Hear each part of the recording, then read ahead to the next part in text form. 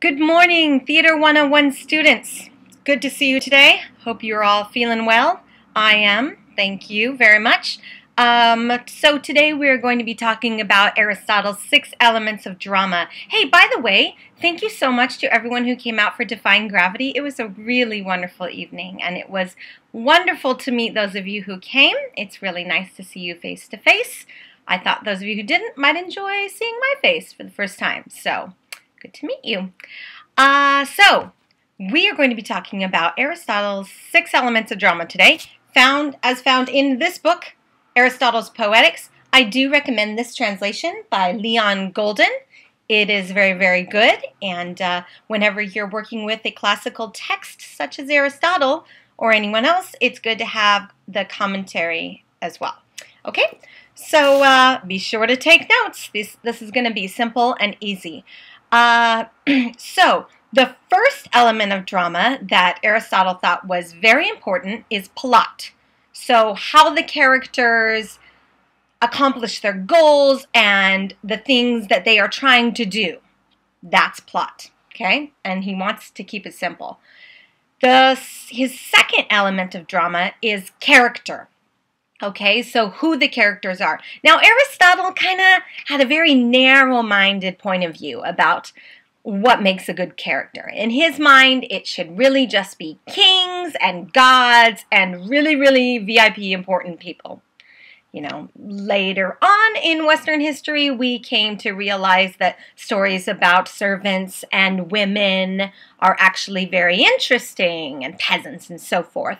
But in Aristotle's days, he advocated against that. Whatever. Number 3, thought or theme was also extremely important to Aristotle. So, in other words, in the play Oedipus, the king, an important theme there is you can't cheat fate. You must accept your destiny. Aristotle used Oedipus the king as a prime example of a perfect play. So its singular theme of you can't cheat fate was very important. He's saying don't combine it with all these other themes and subplots like you would kind of see in today's American sitcoms, right? So number 4 is diction. Diction being the words that the actor says, and not exactly how he speaks and uses his breath, but the words that the poet uses to craft the language, okay? The language that they use. So that's diction. Not quite as important as plot, character, and thought, but still pretty important. Now we're down to the last 2 things that Aristotle said, well, they need to be in there, but they're really not that important, okay? So number 5 is music.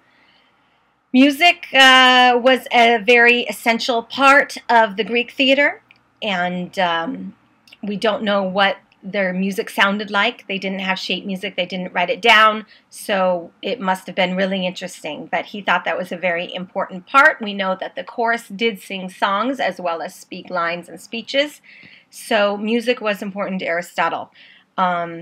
Last and definitely least to Aristotle was spectacle. So the things that you see, the flashy things, the flashing lights, the acrobats, anything that you see that just wows you, that's spectacle. And Aristotle says, well, we know it's a part of drama, we know it's important, but it's not that important. Okay? So those are Aristotle's 6 elements of drama. Now, all of this come together to form that traditional climax and denouement or release that you learned about in high school English class, right? And that is the very traditional structure of drama where you have problems increasing, and they get to a crux or a climax, and which is a word the feminists do not like. And then they release.